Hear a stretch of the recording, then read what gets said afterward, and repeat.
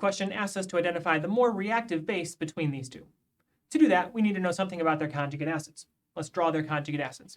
The conjugate acid of the acetate ion is acetic acid, and the conjugate acid of Cl- is HCl. The next thing we need to know is the pKa values for these particular acids.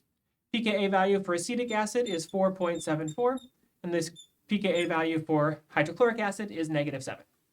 What does this tell me? This tells me with a lower pKa value that HCl is the stronger acid, and acetic acid of the two is the weaker acid.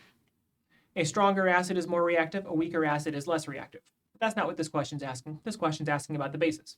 So given that HCl is a stronger acid, acetic acid is a weaker acid, what does that tell us about the bases?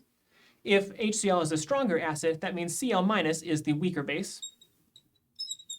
And if acetic acid is the weaker acid, that means acetate of these two is the stronger base. Okay, how does that help us answer this question? The question asks us for which of these bases is more reactive. The stronger base, then, will be the more reactive base.